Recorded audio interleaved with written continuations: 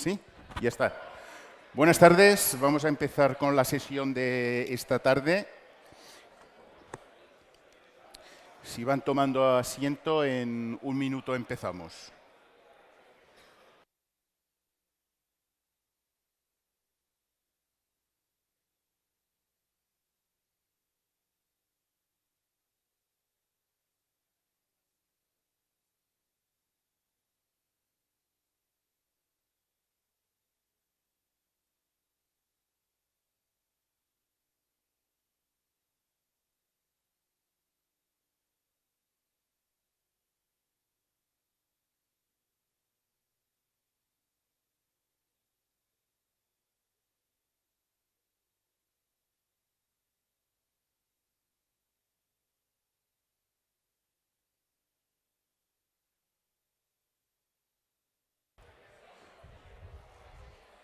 Bien, mientras terminamos de tomar asiento, les comento un poco la estructura de la sesión de esta tarde, que lleva por título ¿Qué deberíamos hacer si la sequía persiste en el 2014? Un poco las lecciones aprendidas y algunos experimentos que hemos realizado en el IRTA durante este verano, seco, semiseco, de sequía, depende de para quién y en qué circunstancias ha afectado. La estructura de la jornada va a ser, primero vamos a hacer unas pequeñas presentaciones de algunas cosas que hemos realizado en el IRTA y vamos a reservar para el final todas las preguntas que ustedes tengan, al estilo un poco de mesa redonda. Las presentaciones verán que en general van a ser cortas, porque lo fundamental es que puedan ver un poco la diversidad de respuestas que hemos obtenido y luego poderlas analizar. Así, sin más preámbulo, pasamos ya a la primera de las presentaciones, que es herramientas para el seguimiento y gestión de la sequía, y presenta el señor Jaume Casadesús, conjuntamente con Joaquín Bellver, que lo hizo ayer, que es el director del programa Uso Eficiente del Agua. Jaume, cuando quieras. Muchas gracias, Joan. Vale, puntero. Bien, pues voy a presentarles pues, un conjunto de tecnologías que este año hemos tenido que activar de manera muy urgente porque, como sabéis, pues hace unos meses pues entró en alarma, sobre todo en esta zona, en la zona de Urgell, de Pla d'Urgell, la necesidad de cómo estamos respondiendo a la necesidad de agua en un momento de una gran restricción.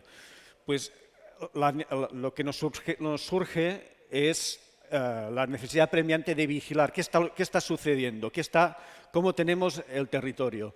Hoy hemos visto diversas presentaciones, y vamos a ver unas más, donde tomamos mediciones en parcelas experimentales, terrenos muy acotados, pero ante una situación de sequía, la necesidad que tenemos es ver la totalidad del territorio, qué está sucediendo en cada parte del territorio, y eso, bueno, de alguna manera hemos de darle respuesta, y precisamente ya llevábamos tiempo trabajando con diversas tecnologías digitales que ahí aparecía un caso de aplicación clarísimo: vigilar en una situación de emergencia pues cada una de las parcelas que tenemos en el territorio.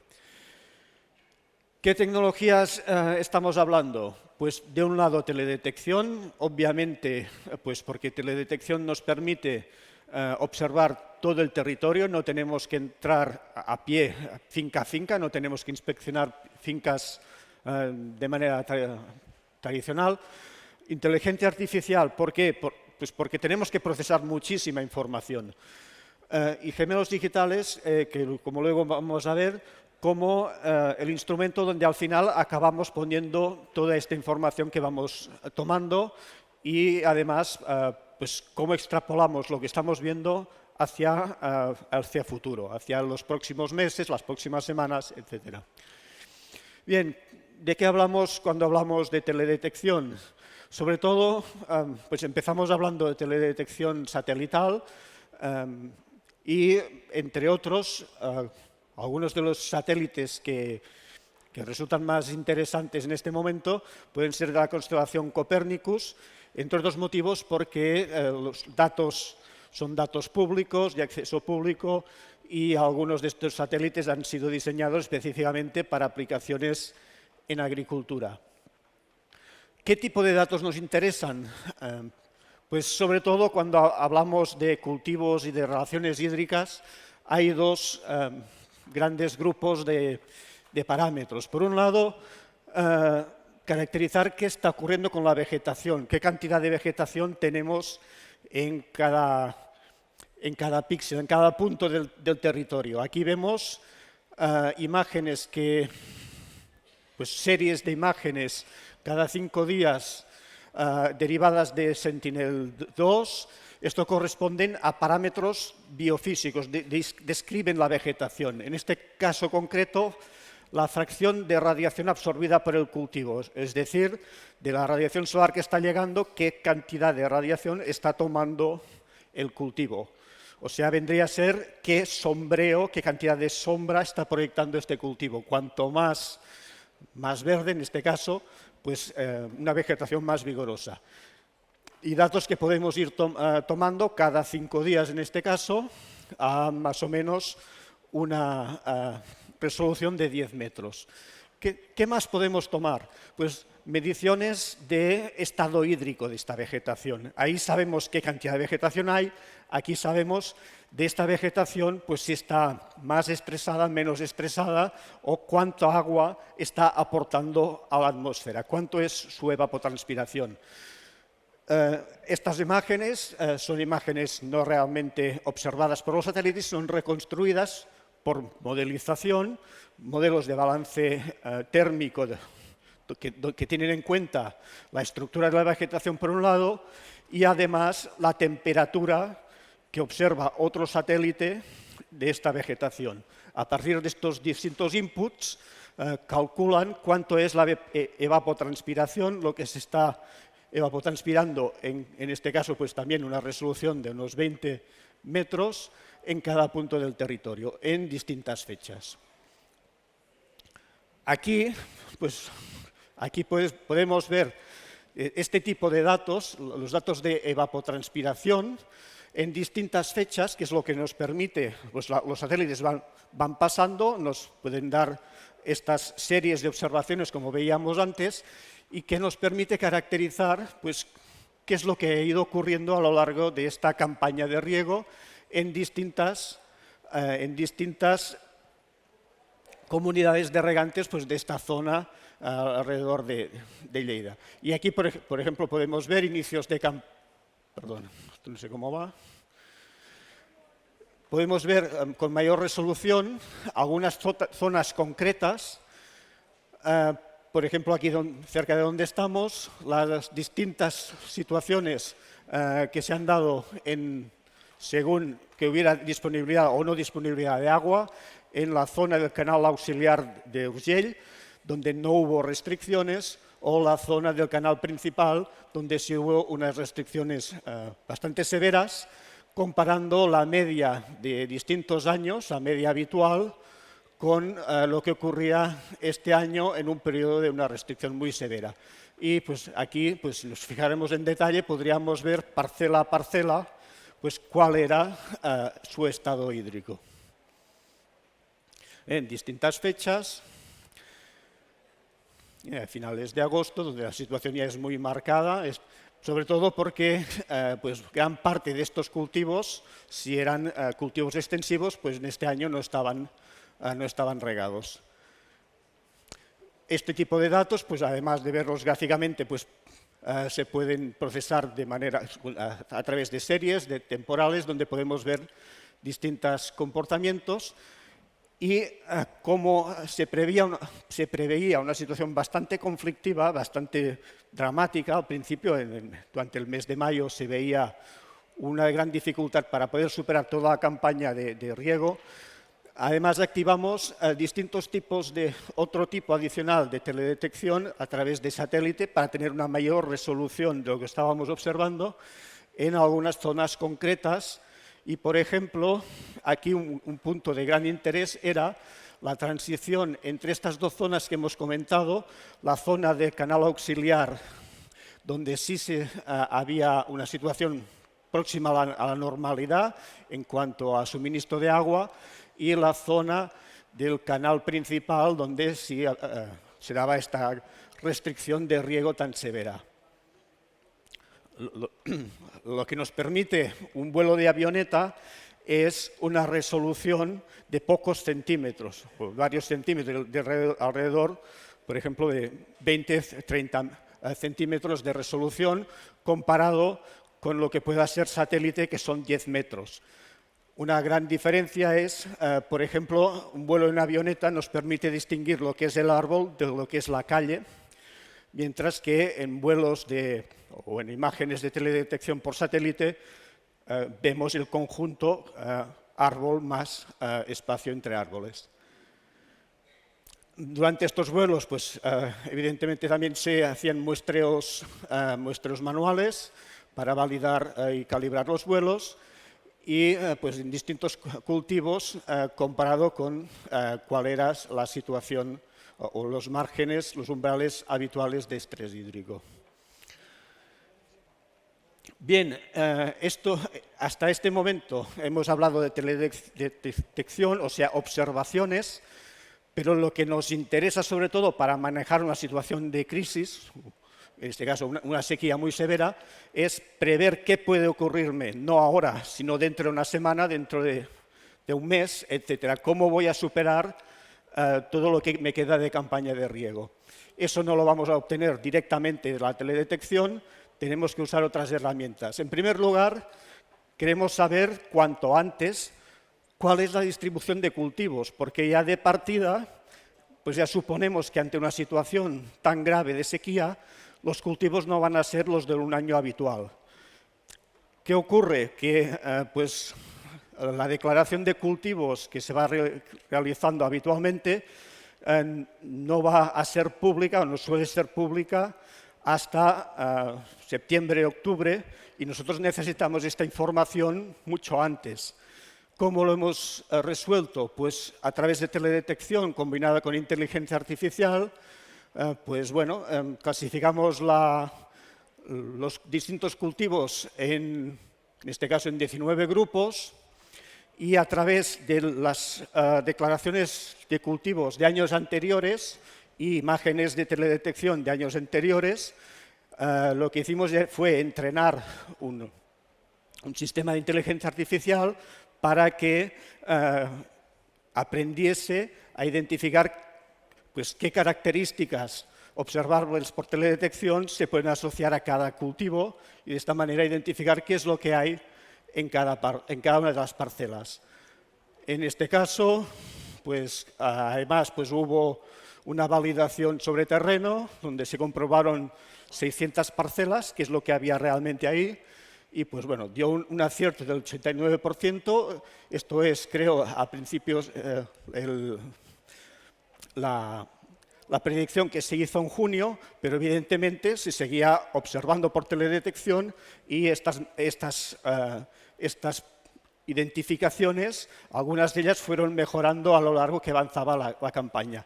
Evidentemente en junio es cuando está en algunos casos emergiendo aún el maíz, en algunos casos es difícil aún detectar cuál es exactamente el cultivo de verano.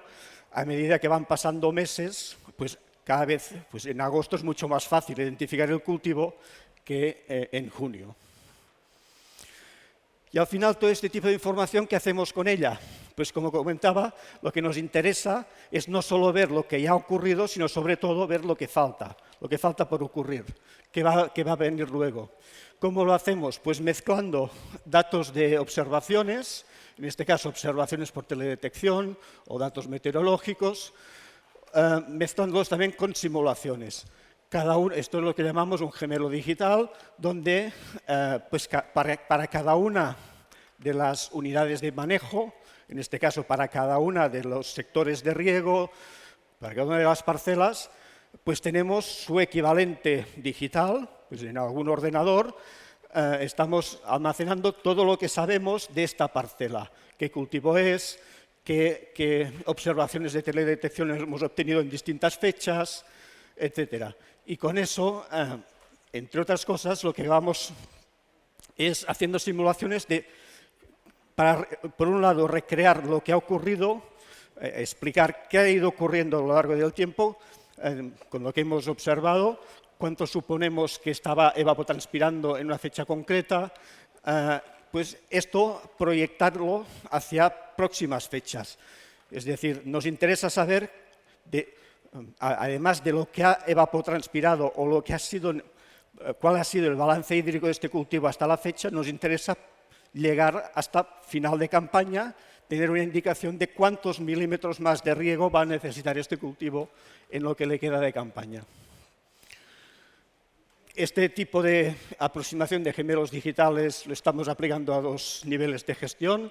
Uno es en caso habitual de no sequía para la gestión de riego y ahora nos fijamos más en este uso aplicado a gestión del territorio, que puede aplicarse a hacer una predicción de consumo en una comunidad de regantes, pues por eso, empezando con la distribución de cultivos, como hemos visto por teledetección más inteligencia artificial, pues por modelización y también observación por teledetección podemos saber cuál es la evapotranspiración en cada una de las parcelas y luego hemos de dar un salto porque lo que realmente va a afectar la demanda de riego por una comunidad de regantes no es solo lo que demanda el cultivo, es lo que hace, además lo que hace el regante. Y en un año habitual es bastante difícil saber exactamente qué va a hacer el regante. En un año especial como este lo hemos tenido más fácil porque cada comunidad de regantes tenía unas normas muy estrictas de cómo tenía que comportarse el regante. Eso nos ha facilitado las simulaciones de este año. Pero en un año normal, 2020, 2021, 2022, tienen como más libertad de manejo del riego, con lo cual, entre lo que demanda el cultivo y lo que está haciendo realmente el regante, hay cierto salto que es difícil de modelizar. Es modelizable, o es más fácil de controlar, donde podemos tener datos de contadores de las fincas, pero donde no los hay cierto grado ahí de imprecisión. Para acabar sumando qué es lo que suman todas las parcelas, por ejemplo, agregadas por un determinado cultivo, qué es lo que suman todos los almendros de Segarra-Garrigues, por ejemplo, qué es lo que suman todos los manzanos de Canals d'Urgell, por ejemplo, etc. Y esto es un caso concreto, pues en la zona del Baix Ter, qué comparación teníamos entre lo que habían estado, lo que suponemos que estaban haciendo en 2022, con una distribución de cultivos conocida por la DUN, unos comportamientos de los regantes para cada uno de los cultivos, pues este sería la demanda acumulada a lo largo del año. ¿Qué pasa en 2023? Por un lado, pues han cambiado los cultivos, algo que podemos estimar por teledetección, pero además han cambiado las pautas de riego en cada uno de los cultivos, que en este caso era hasta cierto punto fácil de conocer por las normas que habían impuesto cada uno de las comunidades. Este tipo de explicaciones, si os interesa, pues se está trabajando también en un proyecto demostrativo que va a tener alguna presentación en noviembre y donde ahí estamos poniendo en la nube todos estos datos de lo que vamos recreando en cada una de las parcelas. Aquí, concretamente, en estos gemelos digitales en la zona de Lleida, pues esto estamos simulando 130.000 parcelas regadas, que obviamente es un reto un reto informático además. Con esto acabo ya mi presentación. Muchas gracias.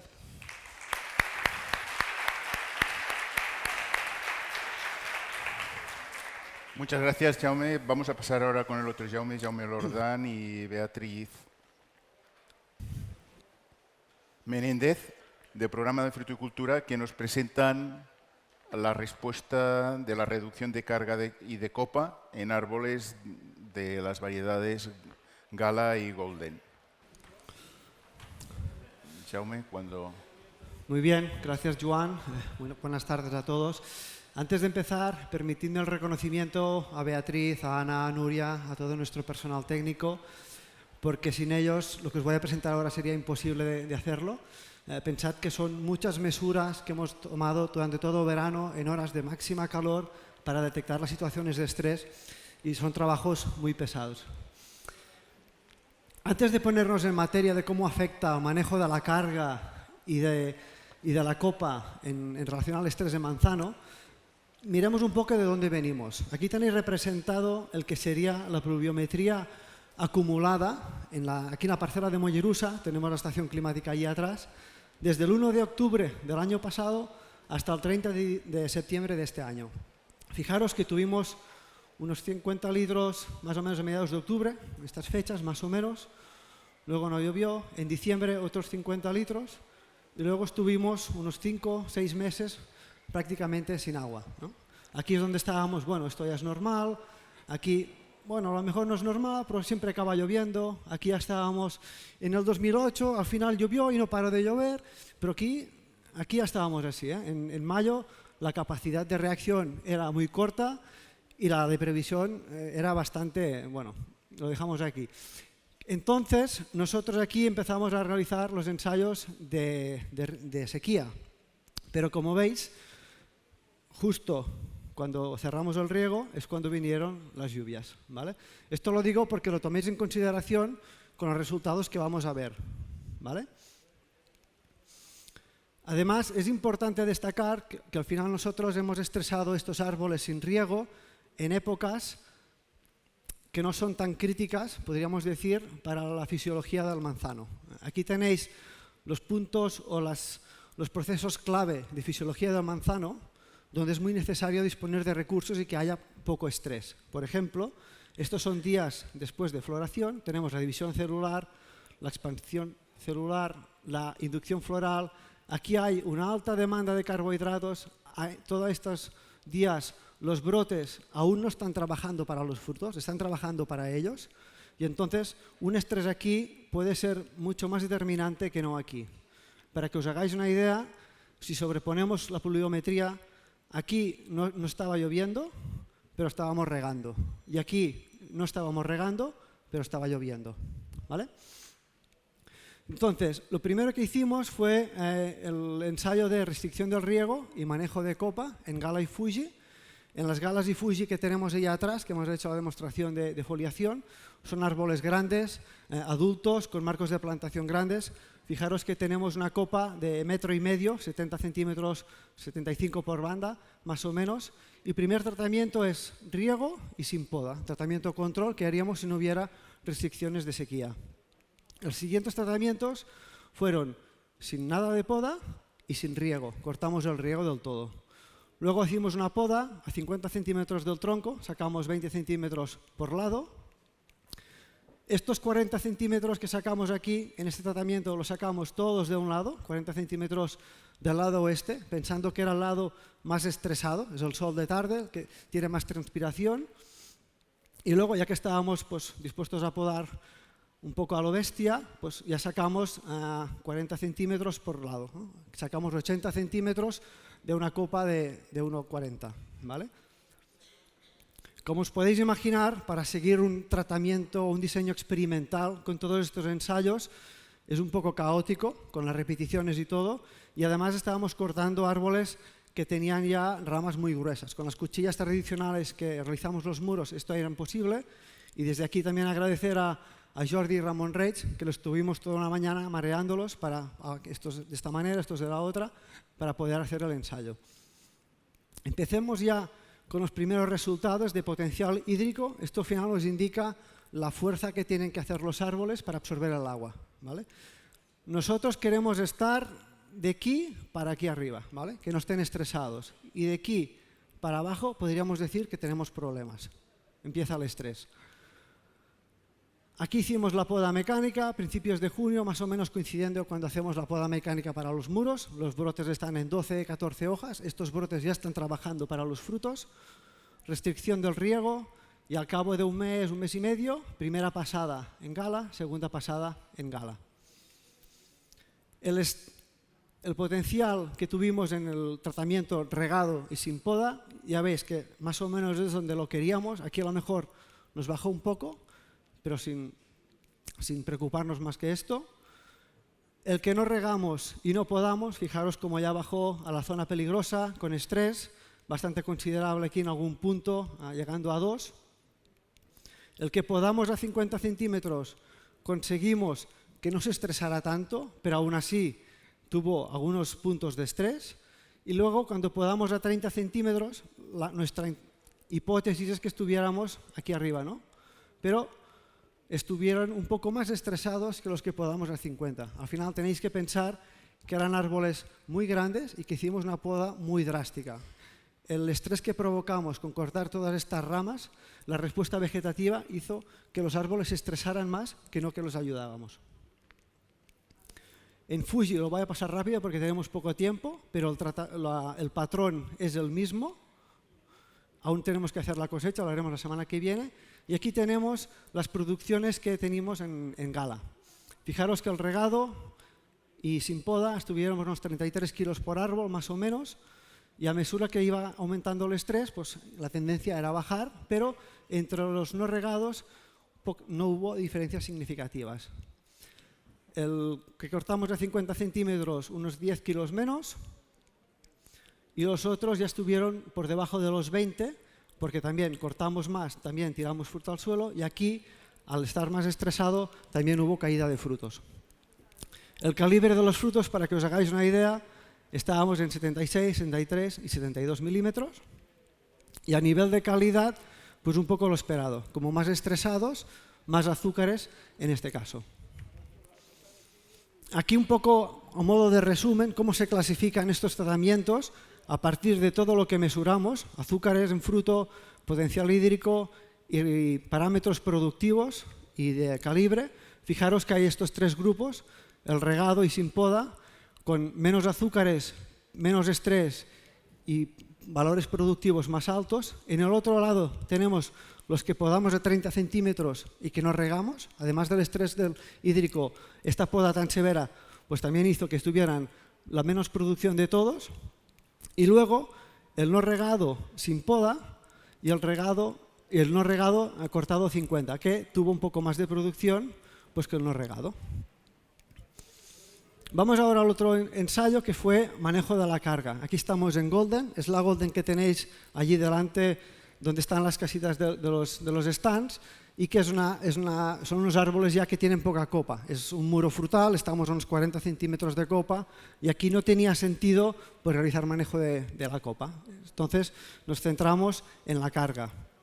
Primer tratamiento, riego al 100%, carga al 100%, mantenimos la carga al 100%, riego la mitad, riego una tercera parte. Y luego quitamos el riego, carga al 100%, carga la mitad y sin carga. Vamos a ver a los potenciales, lo mismo. Restricción del riego en este caso fue a principios de julio y la cosecha, estamos hablando de una Golden, a principios de septiembre. El regado al 100% de carga, fijaros que bajamos un poco a terreno pantanoso de estrés.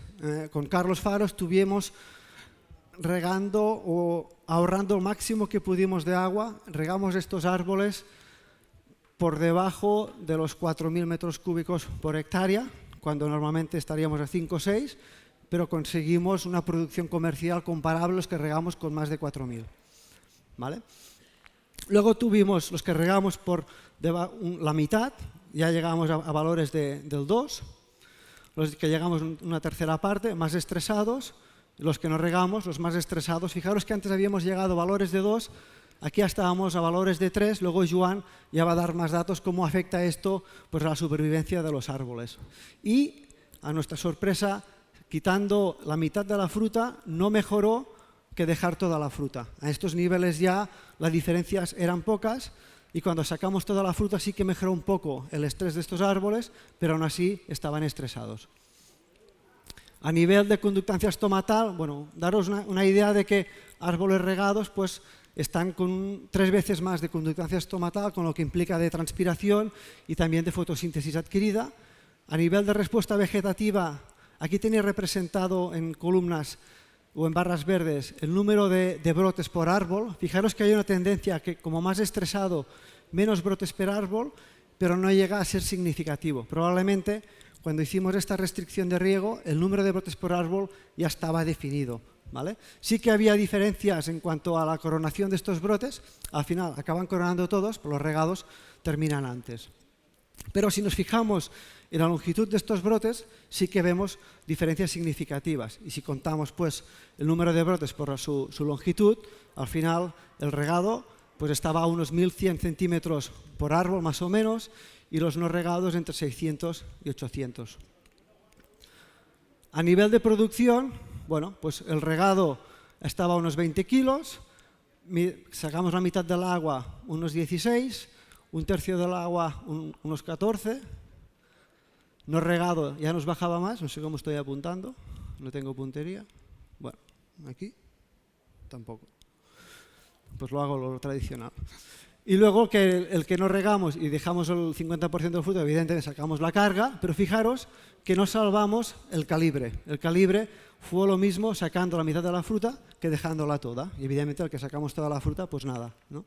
Para que os hagáis una idea, pues los no regados, los calibres no llegaron a ser comerciales, mientras que si mantenimos la carga pero reducimos el riego a la mitad o una tercera parte, fue suficiente para mantener el calibre, aún perdiendo un poco de carga. A nivel de calidad, pues bueno, un poco también lo esperado. Como más estresado, más concentración de azúcar y también mayor firmeza. Y esto es todo. Luego ya lo discutimos. Gracias. Perfecte, Jaume. Luis Asín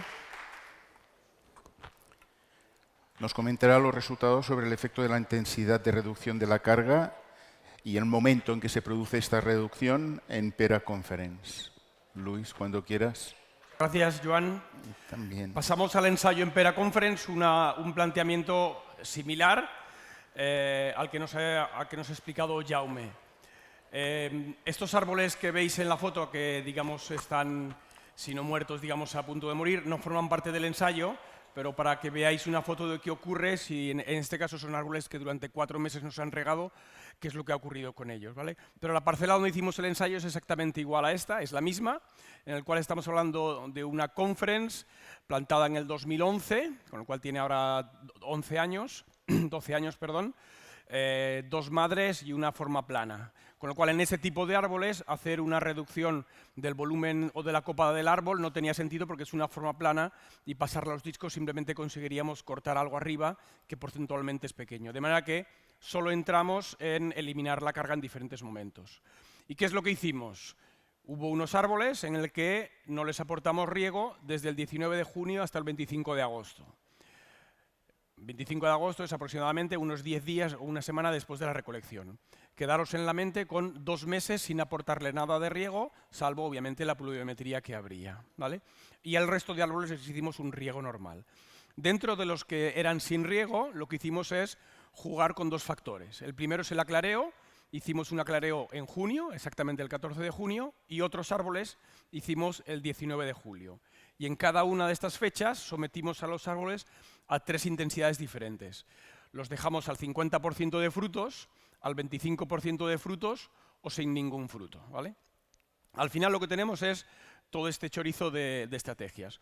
Un testigo que lo regamos y que tiene la carga que correspondía, un testigo que no regamos durante 2 meses con la carga y a partir de allí 3 estrategias en el que el mes de junio les quitamos el 50% y otras 3 estrategias en que el julio les quitamos el 50, el 25 y el 0. ¿Vale? Estas son las diferentes estrategias que probamos.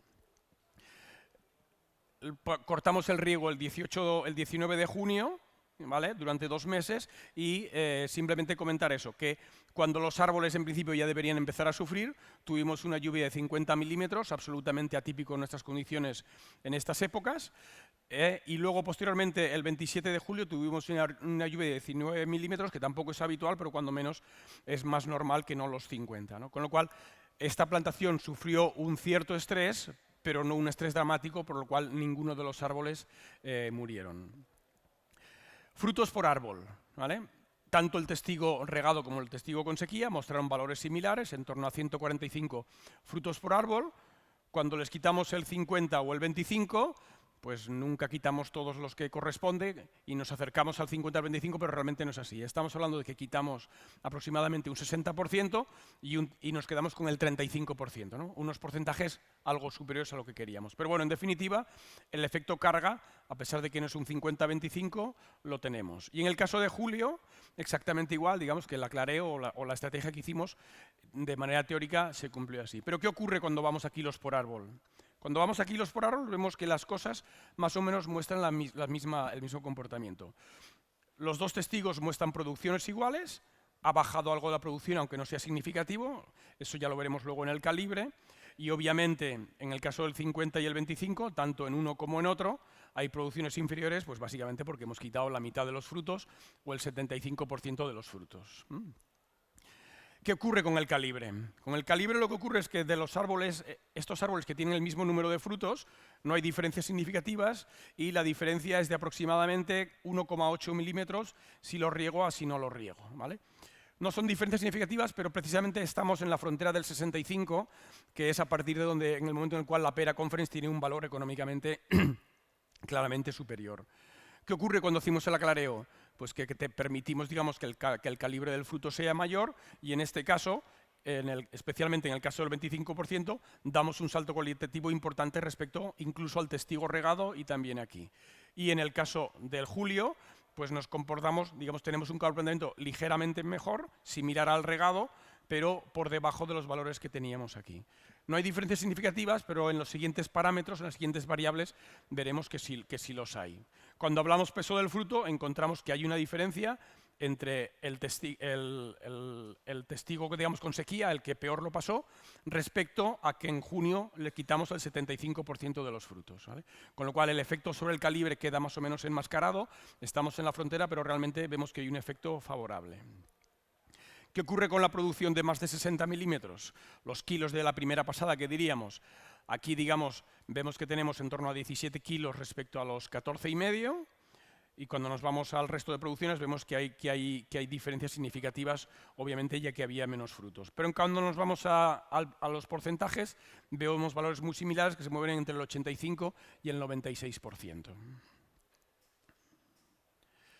Conclusiones. A igualdad de frutos por árbol, hay una tendencia en la reducción en el tamaño del fruto que en los árboles no regados que es aproximadamente de 2 milímetros o 2 kilos más por árbol de producción de más de 60 o más de 65 milímetros. Realizar un aclareo manual en junio tiene un efecto favorable en el tamaño del fruto, mejorándolo respecto a los árboles que no tienen aclareo. En julio el efecto también persiste, pero es menor. Vamos a los mismos parámetros que nos ha enseñado antes Jaume, referentes al potencial hídrico. En el caso de aclareo en junio, aquí tenemos cómo evolucionan los testigos regados con valores ligeramente superiores a los que nos comentaba Jaume, aproximadamente alrededor del menos 1 megapascales, que es un valor estándar, digamos, para los árboles bien regados. Si no lo riego, cae a valores no de alto estrés ni de llegar al límite de la mortalidad, pero vemos como claramente, especialmente al final, muy cerca de la recolección o los mismos días de la recolección, vemos que estamos cerca de menos 1,8, una diferencia bastante importante respecto al testigo regado.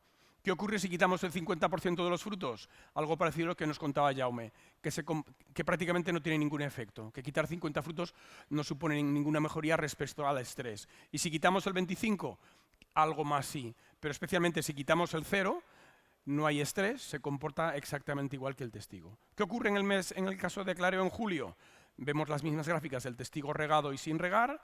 En el caso del 50, una ligera tendencia, el árbol reacciona rápidamente, una ligera tendencia, en el 25 un poco más, y el del 0 sube y se comporta, ¿no? Con lo cual nos muestra comportamientos similares y una reacción rápida del árbol en relación al estrés, el hecho de quitarle los frutos. Si nos vamos a conductancia estomática, la situación todavía se extrema más. Vemos cuál es la conducción con valores de 600 para el testigo regado, el testigo sin regar, valores ligeramente más bajos, y vemos cómo quitándole frutos al 50, al 25 y especialmente al 0, bajamos la conductancia estomática, con lo cual, digamos, estamos en un consumo de agua en principio inferior. Si nos vamos a en julio, vemos exactamente igual el testigo regado, el testigo con sequía, en este caso el de 50 comportamiento similar, 25 comportamiento no tan similar pero prácticamente, y cae prácticamente el comportamiento en el caso de sequía en el que hemos quitado todos los frutos. Con lo cual, a nivel de conclusiones, eliminar los frutos del árbol es una medida adecuada para salvar las aves, pero en el caso de sequías más extremas de las que hemos hecho. Hemos estado 2 meses sin regar, pero a pesar de ello los árboles no han estado sometidos a un estrés excesivo, en parte por los 70 milímetros de lluvia que tuvimos en los meses, ¿vale? Este aclarado total debería ser lo antes posible. De todos modos, vemos que el árbol muestra una recuperación prácticamente inmediata en el momento en que hacemos el aclareo. Y al final es que es imposible en el mes de mayo o en el mes de junio, cuando iniciamos los ensayos, saber qué iba a pasar. Con lo cual, ahora a toro pasado es muy fácil decir cuál era la mejor opción, que en este caso era no eliminar todos los frutos, sino hacer un aclareo intenso, pero no todos. Pero obviamente eso no lo podemos saber, con lo cual es un poco las conclusiones del ensayo, que a toro pasado todo es mucho más fácil. Gracias, Joan. Muchas gracias, Luis. Y sobre todo, gracias por la brevedad y por la puntualidad de los que presentan las comunicaciones, así luego al final tendremos tiempo para discusión. Cambiamos de cultivo. Ahora Xavi Miarnau nos va a presentar los resultados del manejo de una plantación de almendro en tiempos de sequía. Xavi, cuando quieras. Muchas gracias, Joan. Bueno, a mí me toca la parte de almendro y al igual de mis compañeros, agradecer a todo el equipo técnico para realizar todas estas medidas. Y además nosotros trabajamos el programa de fruticultura y el programa de uso eficiente del agua. He puesto unos cuantos nombres, sin duda hay más técnicos detrás y en horas de calor en los cuales hicimos todas estas mediciones. Una primera foto, una foto del ensayo. Aquí pueden ver unos cuantos de los árboles del tratamiento sequía. Nosotros, yo creo que no terminamos tan bien como en Manzano como en Peral, y esto es una foto de agosto, ¿de acuerdo? No quiero hacer un spoiler, pero ya ven que los árboles no terminaron muy bien. Antes, hacer algunas matizaciones, porque hablamos de sequía o de sequía extrema, y sin duda que siempre hablamos en regadío, pero es que en almendro el 70% está en secano, y el secano también sufre sequía extrema, también sufre temperaturas extremas y poca lluvia. Este año han sido 180-200 milímetros, con lo cual yo creo que también tenemos que hacer un poco de hincapié en qué manejo hacemos en estas 27.000 hectáreas que tenemos en la zona de Lleida o este 75% que también tenemos en el resto de España. Sin duda lo que hablaremos tanto de carga como de copa, de reducción de copa, lo podemos aplicar en secano. Y otra de las cuestiones a tratar es sequía extrema. ¿Todos hemos tenido sequía extrema en todos los sistemas de regadío? No. Aquí ven algunos ejemplos de diferentes sistemas de regadío. Los números en color negro son las cantidades teóricas que tenemos anualmente sin esta sequía extrema, y los números en rojo es cómo hemos terminado esta campaña. Sin duda, yo creo que hemos terminado un pelín mejor de lo que nos esperábamos. Yo creo que los diferentes compañeros ya han dicho algo similar en este sentido. Si pasamos en almendro y en almendro en sequía extrema, yo creo que tenemos 4 cuestiones básicas que tenemos que aclarar y que tenemos que conocer. Tenemos 2 cuestiones, que es cantidad de agua que necesitamos para sobrevivir, y ese árbol que ha pasado esa sequía extrema se puede recuperar y puede producir. Yo creo que no somos nosotros los primeros en trabajar en este sentido, y hay muchos artículos, tanto en Estados Unidos como en España, que han tratado estos temas. Y sin duda una de las primeras conclusiones, parece una obviedad, pero árboles grandes gastan más, se estresan más. Y aquí hay una de las claves de que todo estamos hablando, reducción de copa. Otra de las cuestiones es una reducción de riego implica una reducción de producción. Reducción de producción en el año y reducción de producción en los años siguientes. Con lo cual, reducimos carga en el año actual para evitar este estrés. Y otra de las cuestiones que Moldero ya señalaban, ellos obtenían hasta el 90% de mortalidad en árboles de regadío que pasábamos a secano duro. Con lo cual eran árboles que estaban muy bien regados, 6.000, 7.000 metros cúbicos y pasaban a secano. Y otra de las cuestiones es esta cantidad de agua para sobrevivir. Estamos hablando entre el 20 y 25% de las necesidades totales. Estas dos primeras cuestiones ya se han tratado bastante. Nosotros desde el IRTA lo que nos hemos propuesto es intentar conocer el comportamiento de las variedades, el comportamiento de los portainjertos en diferentes situaciones de sequía o de reducción de agua y, sin duda, qué es el manejo que podemos realizar en estos escenarios de sequía. Por eso, en 2018, conjuntamente con el equipo de uso eficiente del agua, empezamos a trabajar en diferentes dotaciones o en diferentes condiciones de sequía a nivel de portainjertos. Sin duda, aquellos portainjertos híbridos, almendro, melocotonero, almendro, ciruelo, los ciruelos eran los que sufrían más. Posteriormente hemos estado estudiando los diferentes sistemas de formación. Aquí ven un poco que el modelo en seto en estos momentos es uno de los más eficientes en el uso del agua y en el que resulta menos estresante en este sentido, y debido a esta sequía extrema este año nos hemos planteado estudiar el comportamiento de variedades y el comportamiento de las estrategias de manejo. Y aquí es donde yo haré hincapié y les presentaré los datos de esta campaña. El ensayo lo hemos hecho en el canal Segarra-Garrigues, aquí casi al lado, en Castelldans. Es una finca de riego, una finca de Bairo sobre GF 677, un vaso clásico 6x5.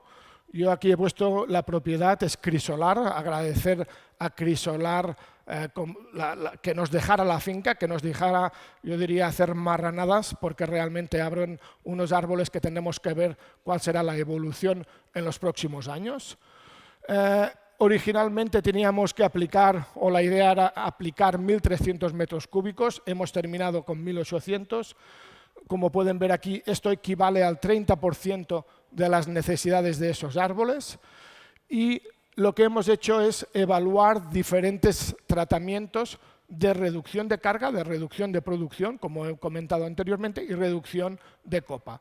Aquí tienen los tratamientos, hemos elegido unos controles en los cuales cortamos el agua, era el control de sequía, y un control que era el testigo, en el cual hemos aplicado esta cantidad de agua. Y después había una serie de tratamientos en los cuales intentábamos reducir cosecha.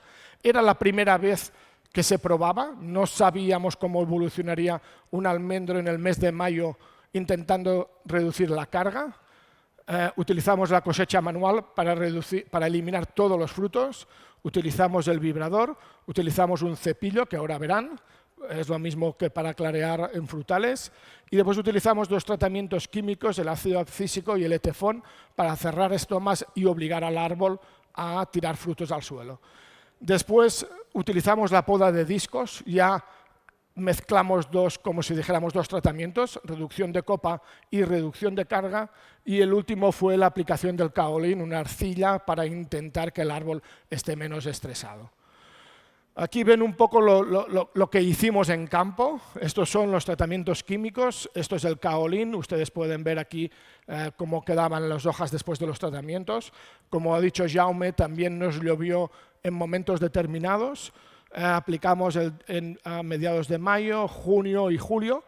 El etefón y el ácido abscísico solo hicimos dos, porque realmente el árbol terminaba con alguna parte de defoliación, teníamos muy poco efecto en la caída de frutos y ya ven aquí un poco el aspecto que tenía el árbol. Yo creo que era peor aplicar estos dos productos que no. Después veremos un poco la relación fisiológica que tuvo el árbol. Y aquí tienen el manejo más agronómico que hicimos. Manualmente sacamos toda la producción del árbol, pasamos el vibrador. Estamos hablando del vibrador con paraguas invertido en el mes de mayo. No sabíamos lo que nos caería. Pasamos un cepillo, aquí teníamos las telas para ver cuántas frutas podíamos caer, y después pasamos la poda de discos 50 centímetros de los laterales y de arriba. Sin duda son resultados preliminares, no hemos hecho aún la parte de rendimiento, de calidad de fruto. Necesitamos también ver un poco cómo termina el año, el árbol a final de campaña del año siguiente, pero presentarles algunos datos. ¿Qué hemos hecho, qué hemos obtenido cuando hemos aplicado estas estrategias? Aquí pueden ver la reducción de carga que hemos provocado. Ya les he dicho que ni el ETFON ni el ácido abscísico no han sido muy eficientes. Aquí pueden ver que la cosecha a mano cosechamos casi 37 kilos en verde. Eso implica el 100% del árbol, pero nos quedamos muy sorprendidos al ver que con el vibrador caía el 70% de toda la almendra. Con la poda de discos nos cargábamos el 30 y pico % de la cosecha, pero nos cargábamos también una parte del árbol, estábamos hablando del 50% de la copa, y mediante el cepillo o este tipo de instrumento lo que hacíamos es hacer caer el 30% de los frutos. Y eso era el inicio para ver la evolución de lo que le sucedía al árbol. Una de las primeras cuestiones fue que veíamos cómo se defoliaba. Fuimos a campo en agosto y esto es una evaluación visual. Sin duda, el de sequía era el que veíamos, era una valoración de 0 a 4, el que se estaba defoliando más. Pero aún así, el ETFON nos daba esta sensación y el kaolin también. Lo que hicimos aquí en la zona azul, esto es una medida indirecta, el FIPAR nos indica la luz que intercepta el árbol. Fíjense que en mayo todos interceptaban igual, excepto la poda de discos, pero cuando llegamos a agosto, los árboles siguen igual, pero son más claros, no interceptan tanto. Eso indica que se han defoliado más. Podemos ver que la sequía y el testigo han sido los que se han defoliado más, con lo cual ya tenemos una característica negativa.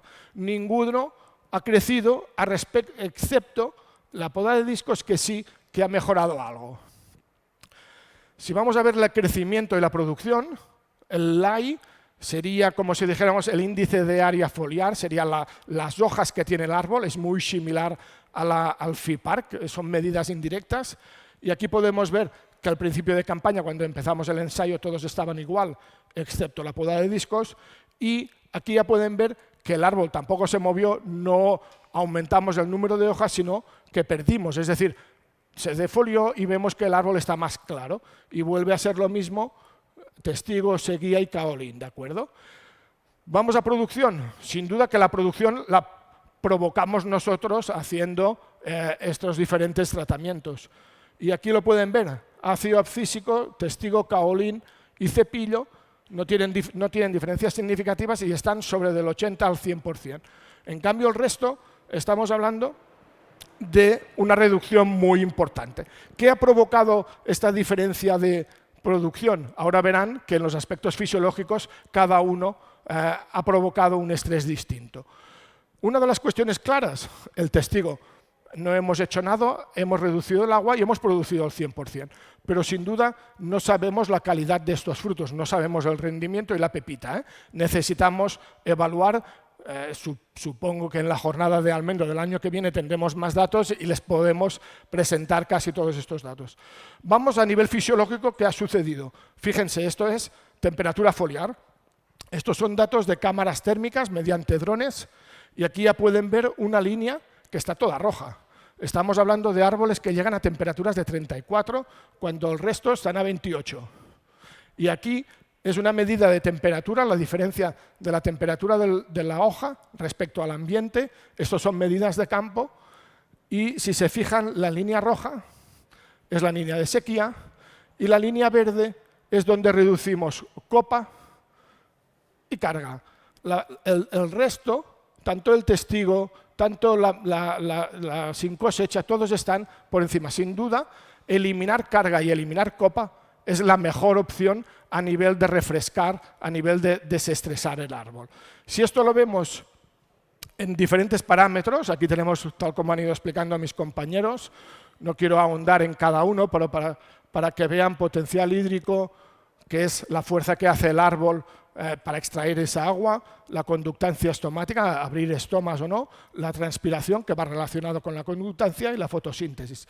Estos son los momentos que nos llovió, por eso, sin duda que todos los parámetros bajan, pero hay momentos que suben y bajan.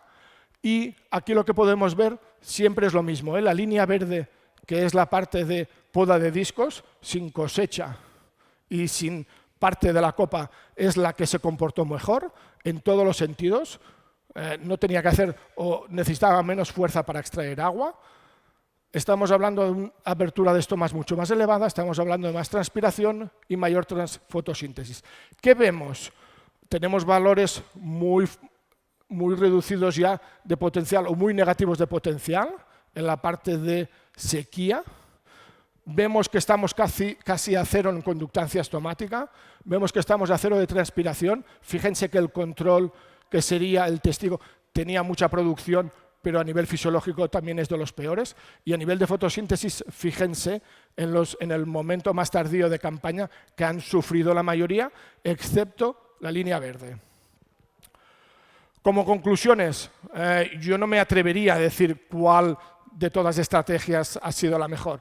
Lo que hemos hecho es colocar como unos semáforos en diferentes aspectos de foliación, LAI, cosecha, parámetros fisiológicos, mortalidad, porque ahora en la última, entre agosto y septiembre, hemos empezado a ver que había árboles de sequía que empezaban a morir.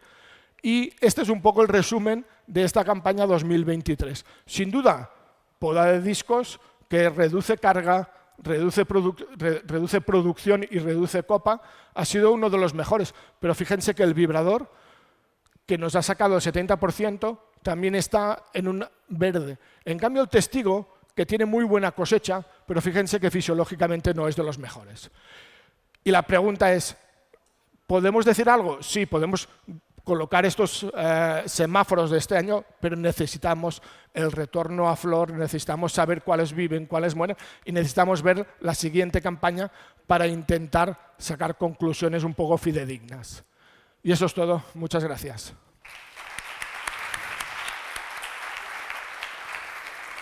Gracias, Xavi. Vamos un poco ya muy justos de tiempo y ahora nos presentará los resultados del efecto de aplicación de bioestimulantes a Stanis Torres.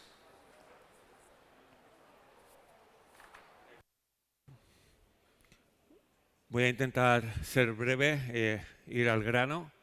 El objetivo de este ensayo era evaluar hasta qué punto los bioestimulantes pueden ayudarnos a mitigar los efectos adversos de una sequía extrema. Nosotros conocíamos los efectos de la mayoría o de muchos de estos productos porque los hemos evaluado y los hemos desarrollado conjuntamente con algunas de las empresas, pero en condiciones de una sequía momentánea o de periodos cortos de sequía, pero no conocíamos su respuesta en condiciones de sequía prolongada y de sequía extrema. Para ello decidimos evaluar diferentes tipologías o modos de acción de estos productos bioestimulantes, y estas tipologías o modos de acción los podríamos, aunque aquí aparezcan tres, los podríamos resumir en dos.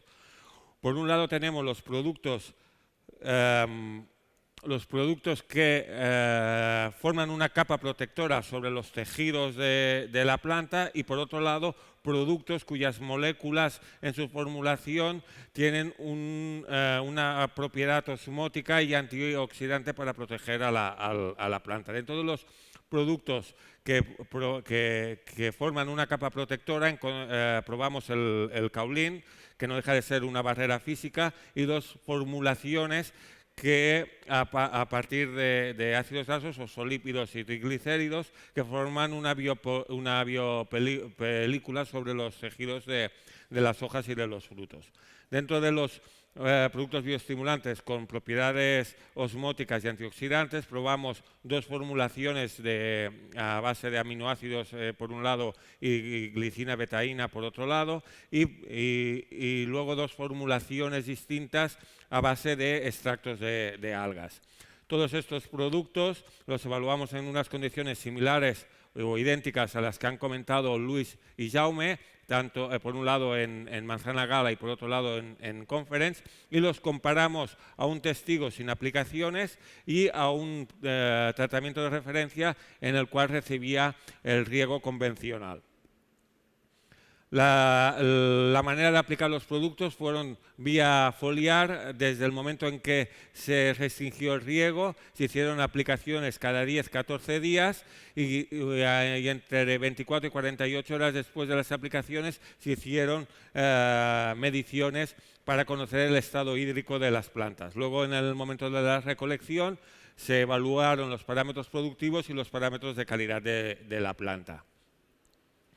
Respecto a los resultados en manzana, vimos cómo el estrés provocó una reducción del potencial hídrico en las plantas estresadas a partir de aproximadamente 3 semanas, de manera similar a lo que hemos visto en los ensayos anteriores, y mediante la aplicación de los productos conseguimos que este estrés se mitigara ligeramente en comparación al tratamiento sin aplicaciones. Pero vemos que se posiciona bastante lejos respecto a lo que serían las condiciones normales con el riego convencional. Esto mismo lo pudimos comprobar mediante mediciones de conductancia estomática, tanto en los días 2 semanas previas a la cosecha como en el momento de la cosecha, donde en todos los casos, todos los productos evaluados se posicionaron ligeramente por encima del testigo sin riego, pero alejados de lo que sería la situación ideal. Esta mejora en esta ligera mejora en el potencial hídrico tuvo un efecto beneficioso en la producción. Pues vemos que ligeramente incrementaron la producción respecto al testigo sin riego, y esta mejora en la producción fue debida a una mejora en el calibre del fruto. Pero aún así, esta mejora en el calibre del fruto se alejó de lo que sería la situación normal de riego. En términos de calibres, lo que obtuvimos es que en el caso de restringir totalmente el riego, solo el 30% de la producción en el testigo consiguió calibres superiores a 65 milímetros. En el caso de aplicar los productos bioestimulantes, no me estoy refiriendo a ningún producto en concreto, porque la verdad es de que de una manera u otra todos se comportaron de una manera muy similar. Y a la vez todos se comportaron mejor que el testigo. En este caso, el 50% de la producción logró calibres superiores a 65 milímetros. Pero en cualquier caso, alejado de la situación ideal, que sería la del tratamiento de referencia, y en este caso el 82% de la producción consiguió calibres de 65 milímetros. Pero en el caso de Gala observamos una mejora en otro de los parámetros de calidad, que es la coloración. Vimos que la restricción de riego ocasionó un descenso significativo de la coloración de los frutos. Está documentado que un cierto estrés puede provocar un incremento de la coloración de los frutos. Pero, por otro lado, si este estrés es más agresivo, lo que al final acaba penalizando en lugar de favoreciendo. En este caso, además, teniendo en cuenta en que estábamos en un verano muy caluroso, todo esto penalizó, y solo el 8% de la superficie de los frutos de media consiguió una coloración roja en condiciones de sequía extrema. La aplicación de los productos bioestimulantes logró incrementar este porcentaje de coloración hasta porcentajes del 12-16%, sin diferencias significativas al riego convencional. Para que tengan una idea, esta sería una imagen de cómo que mostraban los frutos en el momento de la cosecha. Este sería el testigo, este sería una representación de lo que serían los productos bioestimulantes. En este caso pueden ver que corresponde al caolín, y en la derecha los frutos correspondientes al tratamiento con riego. En el caso de los parámetros de calidad no vimos un efecto significativo en la firmeza, sí que una penalización en el caso del riego debido a que los frutos contenían un mayor contenido de agua. Vimos un efecto también en el azúcar, pero en este caso los productos bioestimulantes no consiguieron diferencias significativas respecto al testigo. Sin embargo, la referencia tenía un menor contenido de azúcar debido al mayor contenido de agua, y en lo que sí que vimos un ligero efecto es en el índice de almidón como indicador de la maduración. Pueden ver de que el índice de almidón, lo ideal sería recolectar la fruta en torno a 7 a 8, pero la retrasamos debido a la falta de la coloración, a ver si los frutos alcanzaban más coloración, y recolectamos casi cercanos a 10 en el caso del testigo. En el caso de aplicar los productos bioestimulantes, los frutos estaban ligeramente más verdes, con un índice de almidón en torno al 9,4, y en el caso del riego sin diferencias significativas respecto al riego. Esto nos indicaba este ligero descenso en el índice de almidón y el hecho de que los frutos no estuvieran tan maduros nos sugiere de que los frutos estaban menos estresados.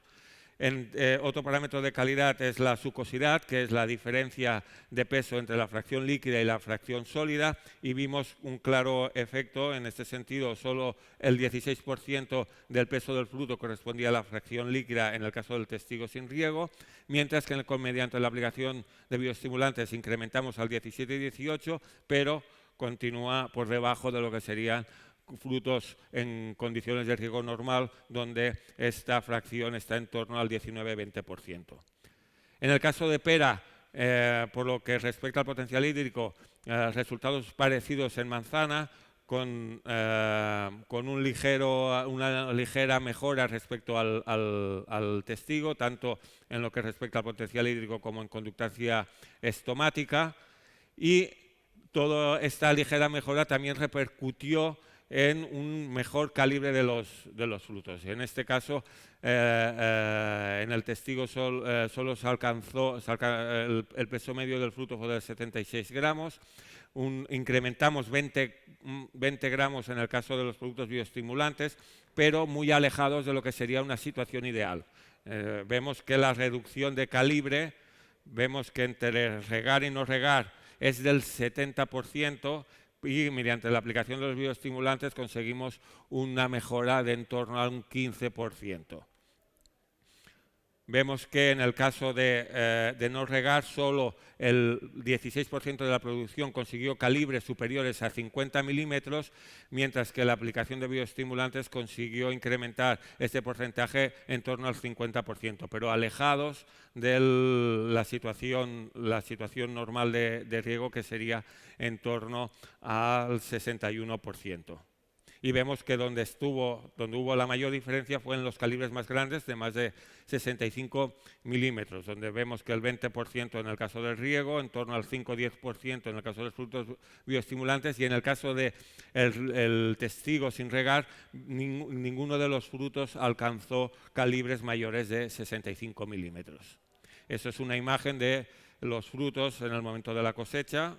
En la izquierda el testigo, en medio lo que sería una representación de los productos bioestimulantes, y en la derecha lo que serían los frutos regados de manera normal.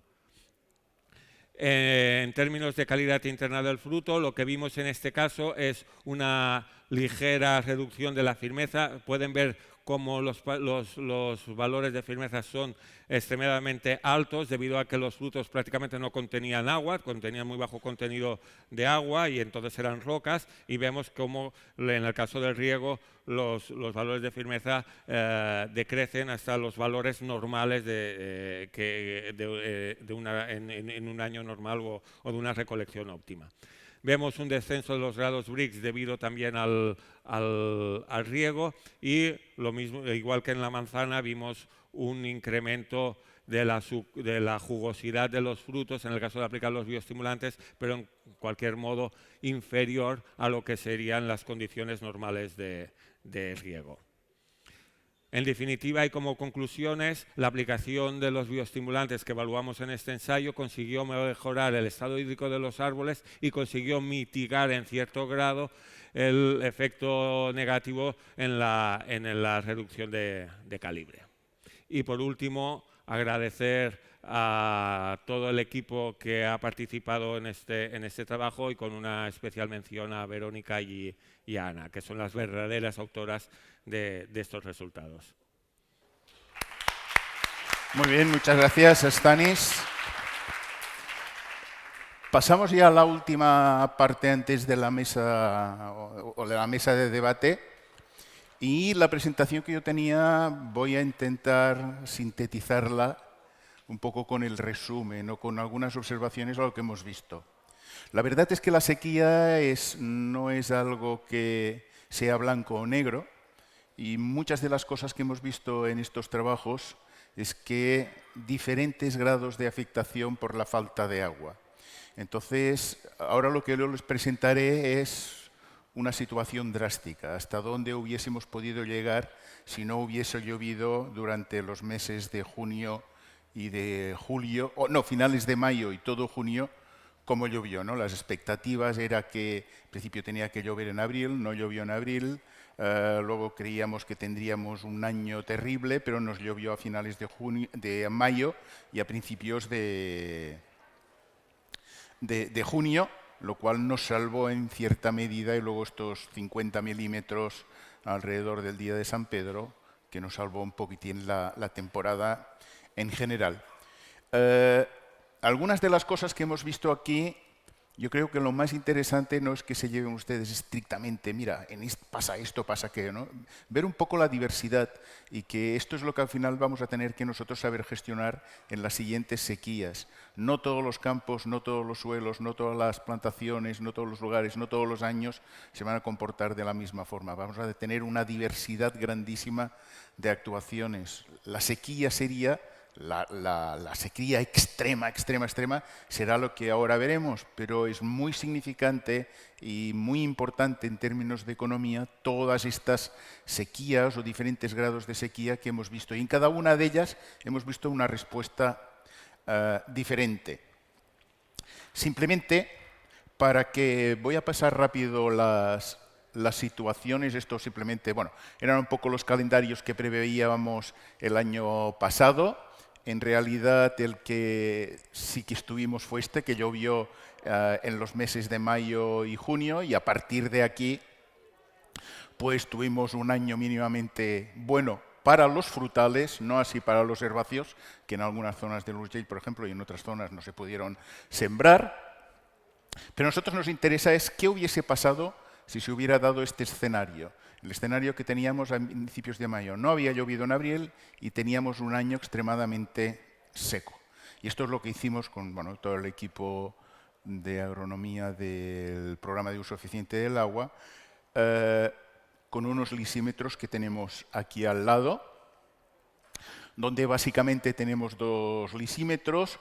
Un lisímetro es una caja simplemente que pesa la cantidad de agua que va transpirando el cultivo.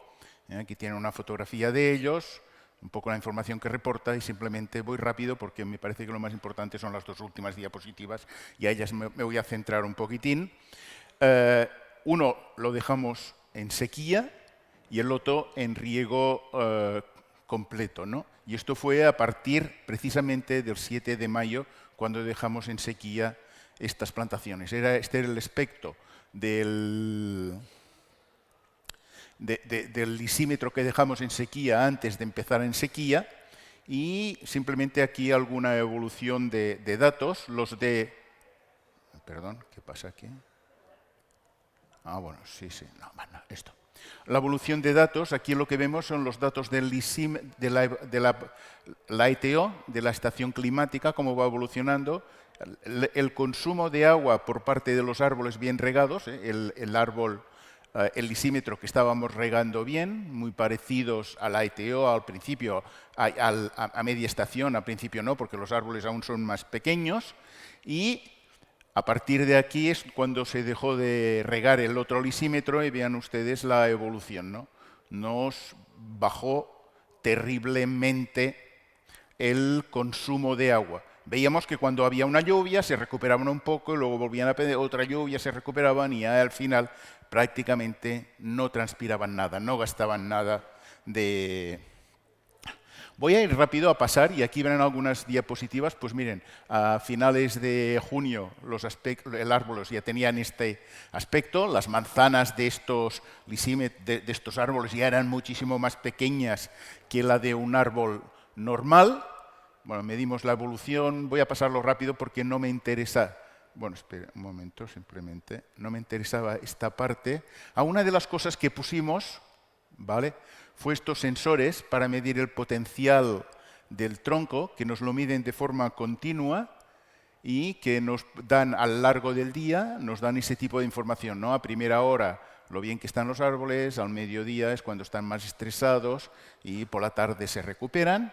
Simplemente ver que, por ejemplo, a finales de julio los bien regados tenían estos potenciales muy similares a los que les comentaban antes los compañeros para diferentes tratamientos de sequía, mientras que los que teníamos ya en el lisímetro estaban ya muy por debajo, los valores ya a menos 3,5. Piensen ustedes que ellos estaban hablando de que entre 1 y 1,5 de mínima, las medidas nosotros normalmente las hacemos al mediodía, pues bueno, estos estaban muy bien, este día estaba 0,8, pues hasta 1, 1,2, 1,5 podríamos llegar, pero estos ya estaban realmente secos.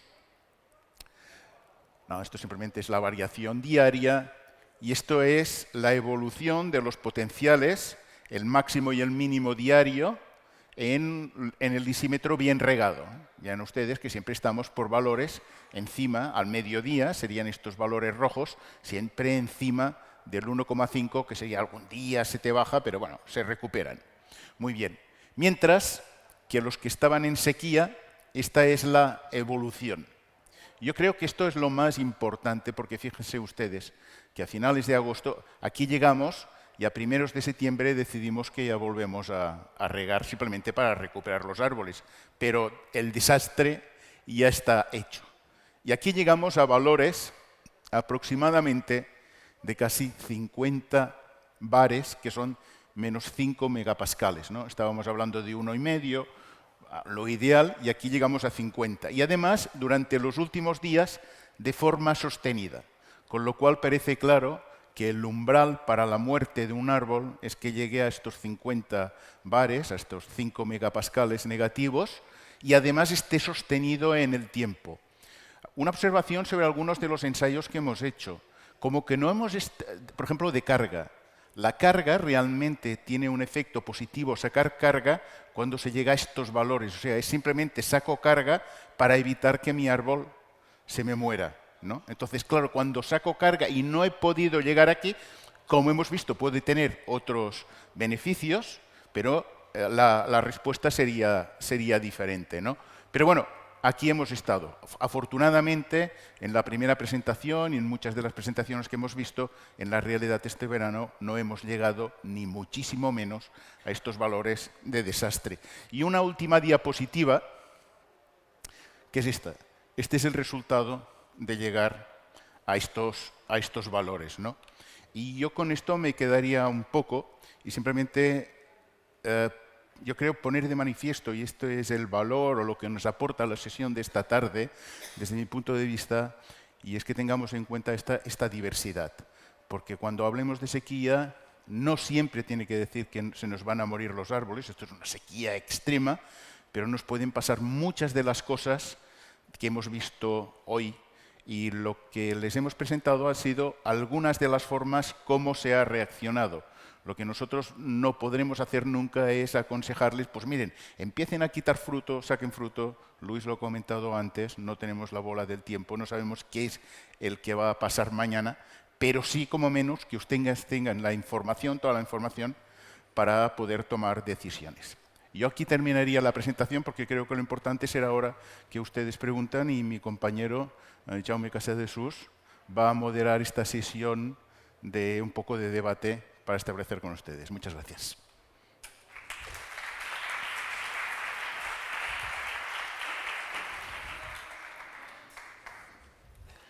Venga. Ahí. Perfecto. Sí, sí, marcha.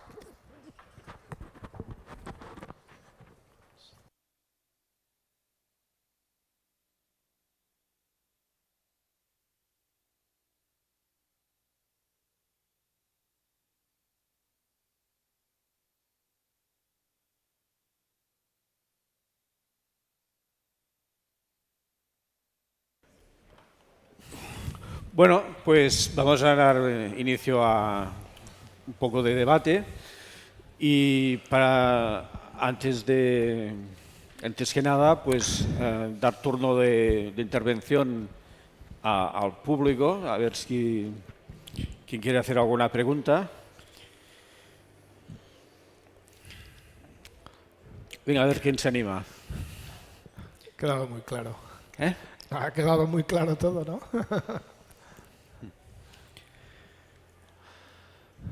Bueno, pues ya se irán animando. Si acaso, mientras tanto, quizás uno de los temas las preguntas que nos hacemos cuando vamos viendo estos ensayos es qué hemos visto este año y qué esperamos al año que viene.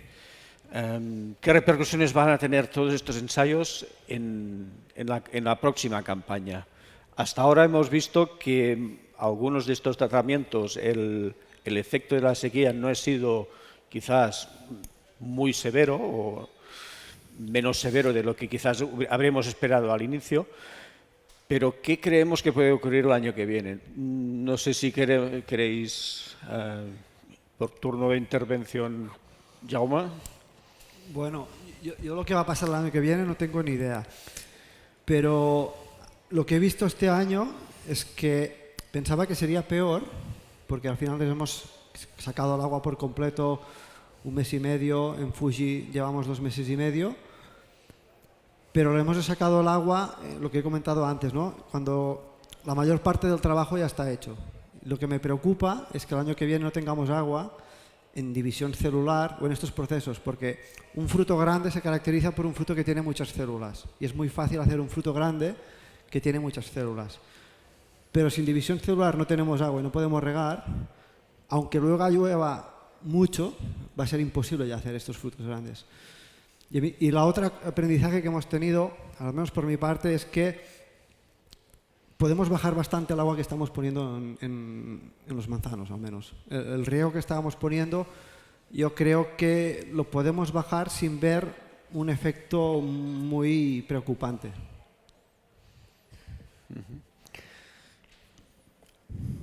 En continuación, bueno, exacto.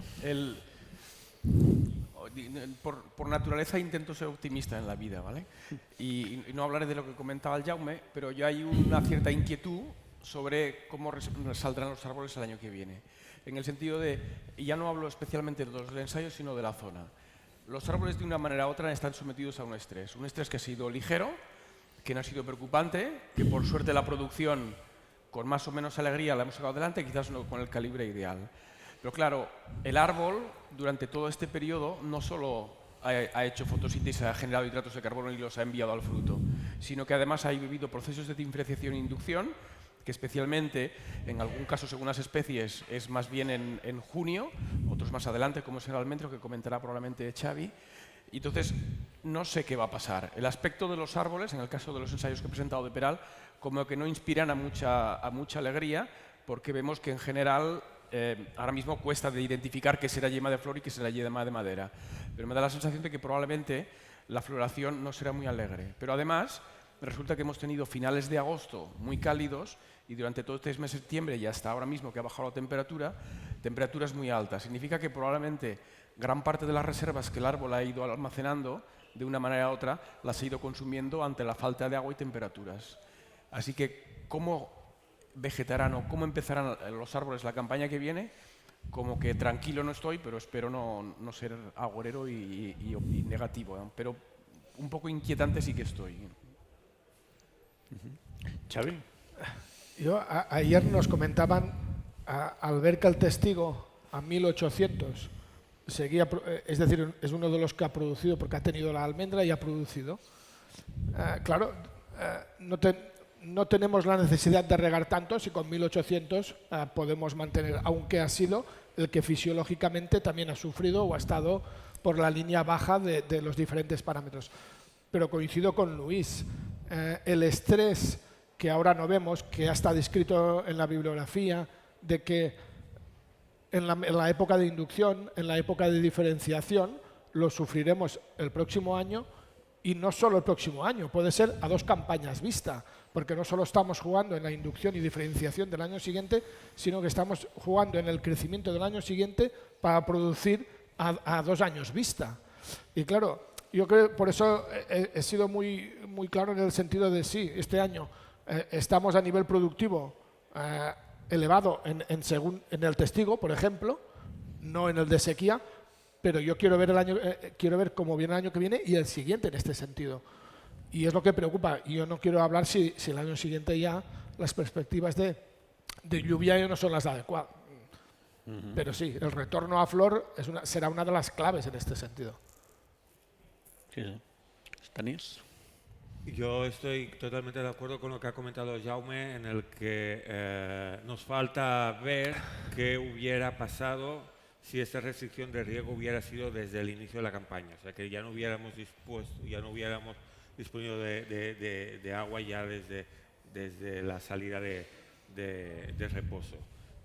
Yo, a diferencia de mis compañeros, era un poco más optimista sobre la respuesta de los árboles a la sequía. Yo había hecho la experiencia que había tenido previamente, pero sí que es verdad, siempre había sido en periodos más cortos, restringiendo el riego durante 3 semanas, un mes, y durante este periodo siempre veías que la respuesta, lo difícil era provocar un estrés real sobre la planta, y en cierta manera el haber restringido el riego durante un periodo tan largo, durante más de 2 meses, me ha permitido poder evaluar los productos que hemos evaluado en las condiciones más extremas en las que yo los había evaluado, y poder ver las diferencias y los resultados que hemos mostrado. Sí, estoy muy de acuerdo en que has puesto un punto sobre la mesa, que es cuán representativos han sido estos ensayos de otras situaciones que se puedan dar, por ejemplo, el año que viene o dentro de 2 años. Es decir, esta sequía ha tenido una característica, por ejemplo, que es que hubo estas lluvias en junio, luego realmente ha sido un periodo seco los meses de julio y agosto. Entonces, quizás aquí tenemos la duda de estos valores que vemos, hasta cierto punto levedad de las consecuencias en un año donde no hubiese habido este junio anómalo, ¿qué hubiese ocurrido? Quizás tenemos que tomar estas precauciones a la hora de interpretar estos datos, ¿no? y de extrapolarlos a que esto es lo que puede suceder cualquier año. Esto ha sido lo que ha ocurrido en 2023. En 2024, si no llueve en junio y llueve, por ejemplo, previamente en mayo, o una distribución de lluvias distintas, quizás hubiese sido bastante también distintas las consecuencias. Y otro comentario que se me ocurre es también de qué pasa o hasta qué punto interviene el suelo. Quizás también aquí tenemos poca representatividad o poca variedad de suelos en estos ensayos, que también nos limita la extrapolación de estos resultados a otras situaciones. Aquí hemos visto los resultados que hemos estado viendo en unos suelos profundos, unos suelos con unas texturas francas, etcétera, que hubiese ocurrido en texturas más ligeras, con menos capacidad de retención de agua. Probablemente en unas zonas puede haber cierto aporte de freáticos, en otras zonas por topografía local pues no habrá este suplemento. Pues hasta cierto punto yo creo que hemos de ser prudentes también a la hora de interpretar datos de unos ensayos que son una repetición de un escenario muy concreto, tanto meteorológico como también en cuanto a suelos. Pues aquí no hay representación de todas las tipologías de suelos que nos podríamos encontrar en una zona como el Pla d'Urgell. Pues tengamos esta precaución. Y la siguiente pregunta bueno, si alguien de la sala también quiere... Sí, adelante. Hola, gracias. Bueno, habéis hecho una aportación ingente de datos. Hay mucho trabajo detrás y se os ha de felicitar y reconocer toda esta labor. Una labor de intentar ver intersticios de cómo se comporta en condiciones de estrés pues nuestra fruticultura, y de determinar o de verificar aquello que ya habéis citado en la bibliografía. Ya aparecen cuáles son los periodos de mayor sensibilidad, de mayor estrés, consecuencias, pero lo habéis verificado in situ en nuestras coordenadas. Por lo tanto, aprendizaje en relación a cómo manejar estas condiciones de sequía, de estrés en el futuro, a falta también de lo que habéis comentado. Las derivadas a medio y a corto plazo aún no se conocen, se ha de ver esta campaña, las siguientes y también hay afectación. Pero este manejo del estrés. Pero dicho de otra manera, también podríamos pensar en el manejo del riego optimizado al máximo.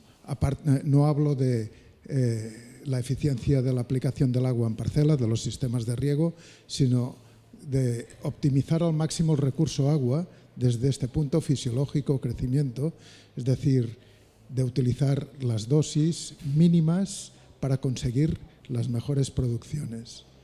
Y aquí lanzo una pregunta. ¿De alguna manera podemos intuir o empezar a afirmar que hasta el momento estamos regando en exceso, por regla general, grosso modo, que quizás nos podemos ahorrar, grosso modo, ya sé que es muy atrevido, pasar de lo concreto a las grandes afirmaciones. Es muy atrevido, es poco científico, pero ¿podemos intuir algo así? En general, ahí voy a responder yo, porque quizás soy el que me siento más aludido. En temas estos de eficiencia en uso de agua de riego, nos tomamos como referencia a la hora de programar riego, a la hora de calcular las necesidades hídricas de los cultivos, nos tomamos como referencia el método de balance hídrico FAO, que se basa sobre todo en tomar datos de evapotranspiración de referencia de alguna estación meteorológica y multiplicarlos por unos coeficientes de cultivo. Bien, aquí esta es una aproximación que tiene sus ventajas, sus ventajas son que tienes un método que te relaciona claramente la meteorología con la demanda de agua de los cultivos, también te lo relaciona con la fenología, porque la curva de coeficientes de cultivo viene condicionada por la fenología. Es algo práctico, es algo fácil de aplicar, pero ¿qué ocurre? Es algo que nos da una estimación al alza. Una estimación al alza porque, entre otras cosas, cuando ya, sobre todo en cultivos arbóreos, cuando especificamos cuáles son estos coeficientes de cultivo, los especificamos para un cultivo más o menos a su máximo vigor. Un vigor bastante elevado y además con cierto colchón de incertidumbres. Tenemos muchas incertidumbres a la hora de a calcular este balance hídrico, cuánto va a ser la lluvia efectiva, qué proporción de lluvia es efectiva, qué proporción de... Es decir, qué efecto tiene las dimensiones de los árboles. Acostumbramos a sobreestimar. Calculamos cuál es la evapotranspiración de referencia, pero normalmente a tiro pasado. No sabemos qué va a ocurrir la semana próxima, con lo cual también tenemos tendencia a hinchar todos estos valores. Esto hace que cuando programamos riego, normalmente con un poco más de tecnología, sensores, normalmente lo que vemos es que tenemos un 15%, del orden 15, 10, 20% de capacidad de ahorro cuando tenemos toda la información. ¿A qué se debe este colchón de 15%? Pues sobre todo a esto que comentábamos, la incertidumbre que tiene, el margen de incertidumbre que tiene el balance hídrico, pues nos hace que por seguridad nuevamente tiramos de más, y este de más suele ser de este entorno, un 15%, que normalmente, teniendo toda la información con mucha sensorización, pues podemos reducirlo. Reducir por debajo de esto, también, lo que también nos ocurre en algunos casos es que si reducimos incluso más, al principio no vemos efectos y los vemos a medio plazo. ¿A través de qué proceso? Pues que lo que no hemos visto este año es cómo hemos afectado el potencial productivo de este cultivo de cara a los próximos años, entre otras vías, a través de reducir su crecimiento, a través de reducir su tamaño potencial. Su tamaño potencial es su potencial productivo de otros años. Hemos cuantificado cosechas, pero quizás hemos reducido también el tamaño de los árboles, con lo cual, bueno, es sostenible reducir, por ejemplo, un 25% este año, no vamos a notar efectos, pero como estaremos probablemente reduciendo tamaños de árboles, a medio plazo quizás sí que se manifieste. No sé si algún otro compañero quiere comentar. Sí, Viendo un poco la intervención anterior, a ver si el aprendizaje es decir que estamos regando en exceso, con balance hídrico, y podríamos trabajar más con sensores, de manera comercial, ¿qué sensores veis de todos los que estamos utilizando, tanto de suelo como potencial hídrico en tallo y todos los 3 o 4 que habéis sacado de fotosíntesis, etcétera, etcétera? ¿Cuáles los que creéis que podrían implantarse a nivel comercial para realmente conseguir ese ahorro del 15%? Bueno, a día de hoy los que se están implantando a nivel comercial son los de suelo. ¿Por qué los de suelo? Porque la tecnología es madura en el sentido de que su coste pues, es más o menos asequible y su mantenimiento también. Lo que quizás distingue más unos sensores de otros son los costes de mantenimiento. Y, por ejemplo, hay una gran diversidad de sensores que se pueden poner en los árboles. Estos sensores que se pueden poner en los árboles, su principal inconveniente, aparte del coste de adquisición, es el coste de mantenimiento. Coste de mantenimiento quiere decir horas de ir a reparar los sensores, irlos a poner bien porque se han movido, etc. Los sensores en suelo, la ventaja que suelen tener es que se instalan y el único mantenimiento son las baterías, digamos, ¿no? No tienes que ir a manejarlos, bueno, algunos tipos de sensores, los tensiómetros, bueno, un inciso, hay sensores de tipo tensiómétrico que nos miden la tensión de agua en el suelo a través de una columna de agua con un manómetro. Estos miden directamente lo que siente la planta, sería lo ideal, pero su inconveniente es que por rango de medición están limitados a suelos bastante húmedos y en un cultivo normal a campo abierto pues frecuentemente se vacían, se forman burbujas de agua, eso obliga a un mantenimiento que es poco operativo. Entonces los que se usan más son de tipo más electrónico, que lo que miden no es directamente la tensión de agua en el suelo, sino qué volumen de agua hay por volumen de suelo alrededor del sensor. Eso hace que la interpretación sea más difícil, pero no requiere ningún mantenimiento. Otros tipos de sensores, pues como he comentado, tensiómetros, pero que requieren mantenimiento, y en la intervención de Joan Girona ha aparecido un sensor en el tronco. Esos sensores son una novedad, pues son comerciales desde hace unos 3 años y les vemos bastante potencial de mercado, sobre todo en cultivos que no suelen estar en unas condiciones de gran disponibilidad de agua, es decir, o que no nos interesa que estén manejados a plena disponibilidad de agua, como es el caso del viñedo. En el caso del viñedo, manejar el riego con sensores de agua en el suelo no es demasiado ideal. ¿Por qué? Porque mantener el suelo a unas condiciones más o menos idealizadas lo que haría es estimular las cepas a un desarrollo vegetativo excesivo que nos dañaría la calidad del fruto. Mantener cierto nivel de restricción de agua en el suelo a través de sensores de humedad de suelo es muy difícil, porque tú puedes limitar el estado de hídrico del suelo ahí donde tienes el sensor, pero no sabes cómo está el resto del suelo, porque puede haber mucha más profundidad de suelo que estar en otras condiciones. No puedes poner 50 sensores por metro cuadrado de suelo, etcétera, ¿no? Un sensor puesto en el tronco te está integrando toda la disponibilidad de agua de esta planta, sea donde sea, a qué profundidad o a qué distancia de los goteros esté obteniendo esa cepa el agua.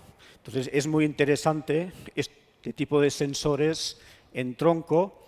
Son evidentemente más caros, de momento, que los de suelo, pero bueno, esperamos que en el futuro se vayan madurando, se vayan implantando.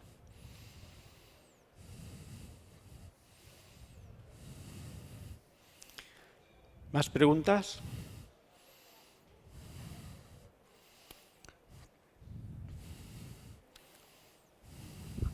Hola, buenas. Estamos aquí rodeados de variedades y entonces la pregunta que me gustaría haceros es si la convivencia con la falta de agua es algo que debemos atacar desde el punto de vista de la obtención de variedades frutícolas, es decir, empezar a incorporar el criterio del uso eficiente del agua en los programas de mejora, o por el contrario, esto vendrá sobre todo de los diferentes manejos posibles que habéis mostrado en las presentaciones. Bien, yo como he respondido muchas preguntas, doy la palabra a alguno de mis compañeros. Bueno, para los que no sepáis, el que ha hecho la pregunta es un compañero, pero que dejará de serlo.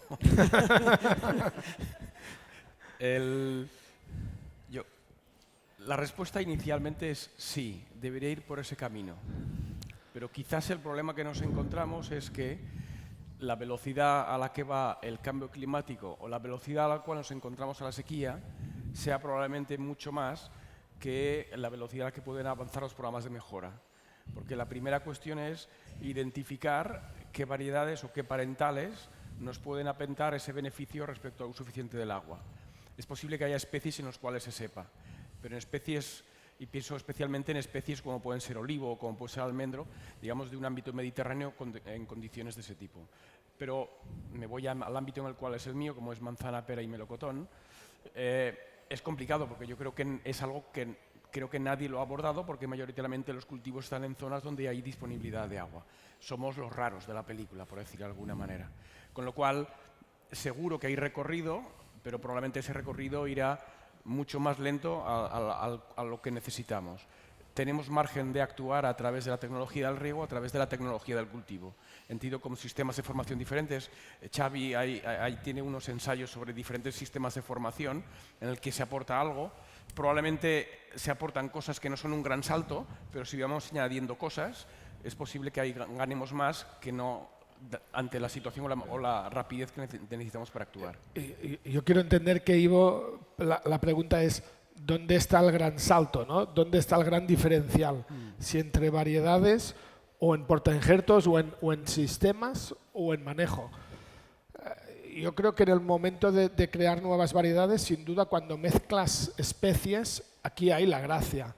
En nuestras variedades que tenemos de almendro, la diferencia que podamos encontrar entre ellas será mucho más pequeña que la que le podamos dar mediante un manejo o la que le podamos aportar mediante un portainjerto. No obstante, ahora plantearse este reto, sin duda, y incorporar diferentes especies ancestrales, que yo entiendo ya que tú ya estás pensando en eso, y buscar esta extra de tolerancia, sin duda. Pero para mí el salto será el manejo, bueno, en los portainjertos lo vemos. En el momento que hemos mezclado un ciruelo con un almendro o un ciruelo con un melocotonero, estos ya sufren más estrés o son menos eficientes en el uso del agua que un almendro. Pero claro, en la variedad en sí, en lo que tenemos, la diferencia es muy poca.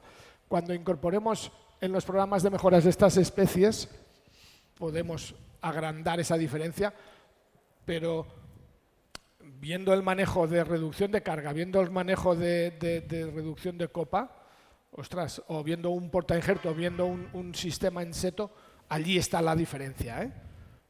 No obstante, ya no solo será agua, será, yo creo que hay diferentes características que harán que esa variedad también será que será más prevalente, que es lo que llamamos rusticidad, plasticidad, ¿no? Eso es todo, ¿no? Estamos hablando de golpes de calor, estamos hablando no solo de agua, sino de temperaturas, de estreses, de temperaturas elevadas. Sin duda que vamos por aquí, pero no quiero ser negativo, no sé si lo veremos nosotros. Yo incorporo un elemento, ¿vale?, que a veces obviamos, ¿vale?, y es las mallas antipiedra son capaces de reducir el consumo del agua en torno a un 15 o un 20%. ¿Vale? No lo sé si algo será capaz de superar ese 15 o 20%. ¿Vale? Pero es un ejemplo que lo hemos empleado para protección ante las mallas, ante pedriscos, ¿vale?, pero que tiene otras ventajas, como esta y daños por el viento, etcétera, etcétera. ¿Vale? Bueno, algo se nos ocurrirá también, que quizás no sea un 20, pero que sea algo relevante, un poco en la línea de Xavi.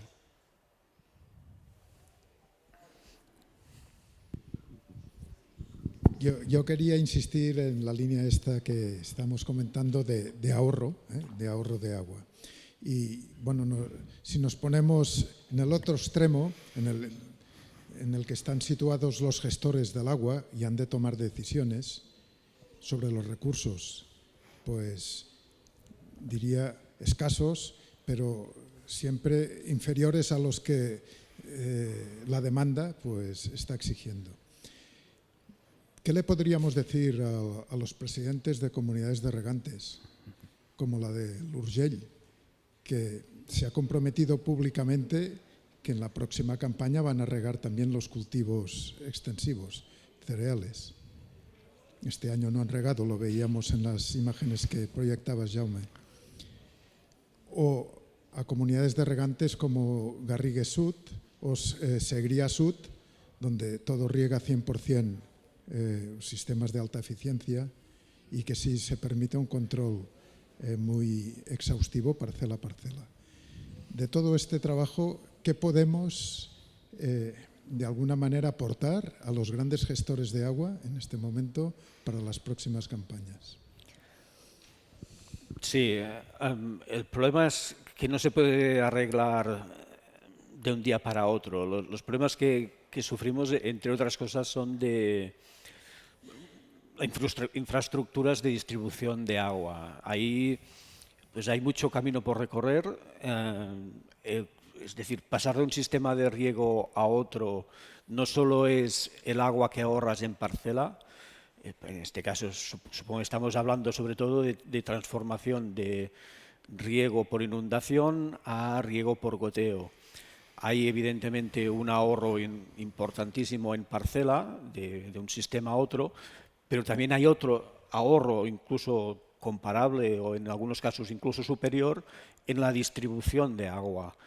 El agua que nos llega a la parcela a través de una tubería presurizada, las pérdidas que tiene en su distribución son mínimas y además pues nos dan una capacidad de control enorme de dónde va a parar ese agua y cómo podemos hacer frente a cualquier incidencia, por ejemplo, en una limitación de agua, una limitación de volumen de riego.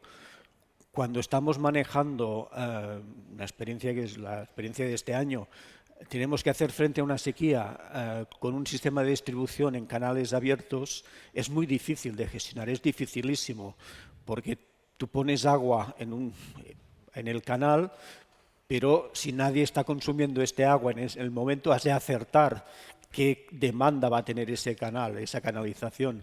Si no hay este acierto de poner exactamente el mismo agua que alguien va a estar tomando o la suma de los regantes van a estar usando, ahí la eficiencia del sistema de distribución es baja por definición, ¿no?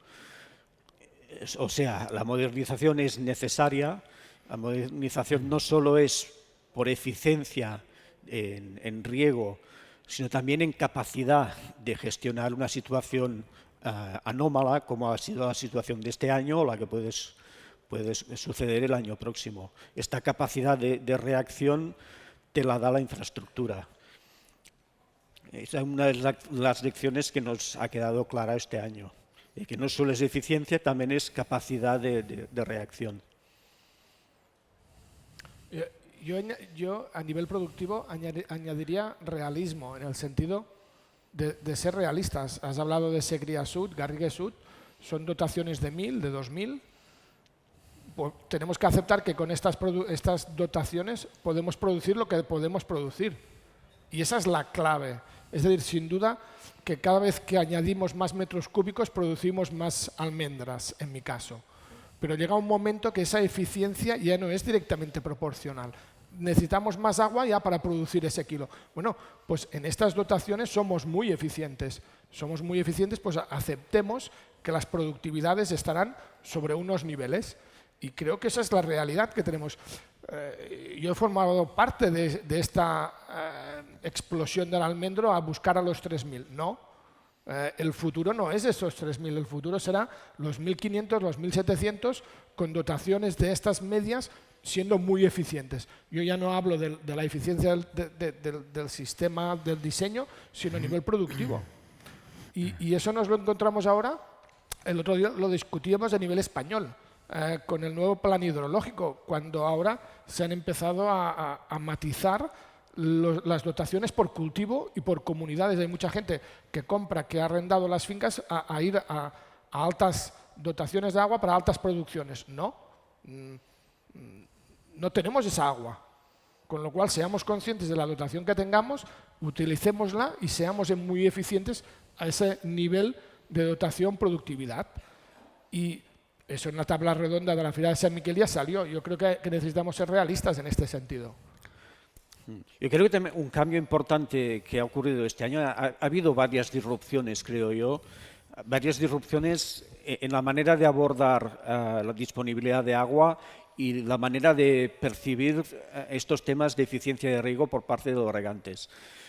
Quizás un año atrás la eficiencia es algo que, bueno, les importa a estos del IRTA, pero al regante quizás no le importa mucho. Ahora se ha concienciado el regante que eficiencia es garantía de suministro. Esto ha cambiado completamente. Que yo sea eficiente me da más garantías de que yo pueda llegar hasta final de campaña, de que si mis vecinos son eficientes, pues entre todos vamos a tener más volumen a repartir.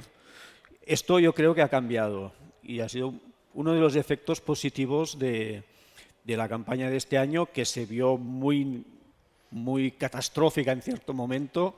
Eso indujo cierta reacción y al final no fue tan catastrófica, por suerte. Pero bueno, ya veremos la próxima. Con todo lo que habéis visto, ¿no tenéis la sensación de que hay muy poca conciencia que las necesidades de agua varían mucho en cada momento del cultivo? Y que prácticamente mucha gente está regando prácticamente igual durante todo el ciclo productivo, cuando el efecto en un momento, lo decías hace un momento, reproducción celular no tiene nada que ver el consumo y lo crítico que es eso, que a lo mejor el engrosamiento, ¿no? Y eso me da la sensación que hay muy poca conciencia en general. No sé, ¿qué pensáis vosotros? Sí, bueno, más que conciencia es la dificultad de gestionarlo. Esto donde quizás se tiene más en cuenta es en viñedo, porque en viñedo, quizás qué pasa en un manzano si riegas de más, pues bueno, simplemente gastas un poco más de agua, pero qué pasa en un viñedo si riegas de más, que te cae la calidad. Entonces ahí se tienen mucho más en cuenta estas diferencias en distintos momentos fenológicos y te interesa jugar con estrategias de riego que en algún momento tú estimulas la planta, pero hay otro momento en que tú te interesa frenar la planta, que no crezcan los sarmientos porque me van a ir a la contra de la calidad. Entonces, pues las estrategias de riego especialmente en viñedo van de eso, de frenarle en cierto momento, de estimularle en otro, y estas estrategias se han probado también en otros cultivos. Esto es lo que llamamos riego deficitario controlado. En algunos frutales, pues para también pues frutales como melocotón, para frenarle en cierto momento el exceso de vigor sin dañar la calidad, o en algunos casos se ha visto algunas mejoras de calidad precisamente dándoles riego deficitario controlado. Bien, no sé cómo vamos de tiempo. Ya me van diciendo que cortemos. Pues muchas gracias a la audiencia por habernos aguantado hasta esta hora y pues hasta la próxima.